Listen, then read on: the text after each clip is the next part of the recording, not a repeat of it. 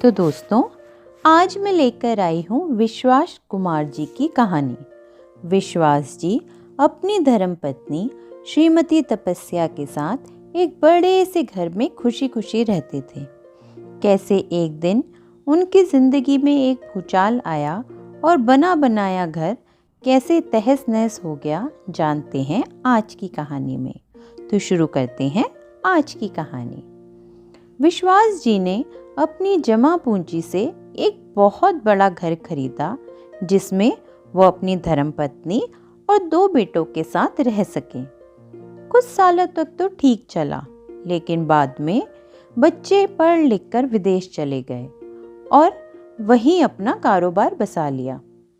कभी कभी विश्वास जी को और अपनी माँ को फ़ोन कर देते। विश्वास जी को एक बार हार्ट अटैक आ चुका था और उनकी धर्मपत्नी भी स्ट्रोक आने की वजह से पैरालिटिक थी और बिस्तर पर ही रहती थी।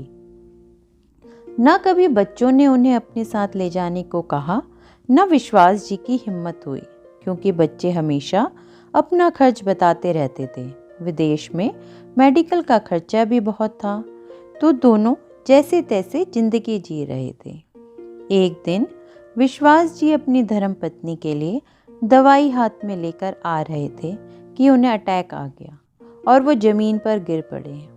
उनकी पत्नी ने जब देखा तो वह बड़ी ही मुश्किल से उठी, लेकिन शरीर के एक तरफ काम न करने की वजह से धड़ाम से ज़मीन पर गिर पड़ी। उनका सिर मेज पे टकराया और खून निकलने लगा।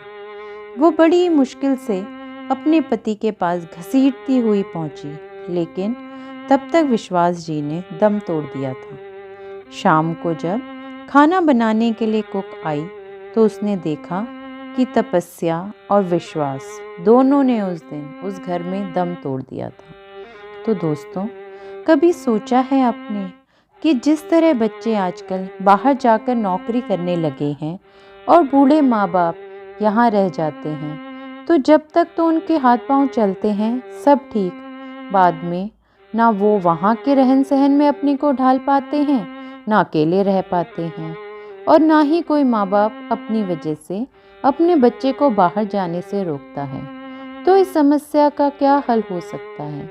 अगर आप सोच पाएँ तो कमेंट करके ज़रूर बताएं। और अगर आपको मेरी ऐसी शिक्षाप्रद कहानियाँ पसंद आती हैं तो इसे लाइक, शेयर और सब्सक्राइब करना ना भूलें और इंतज़ार कीजिए मेरी अगली कहानी का।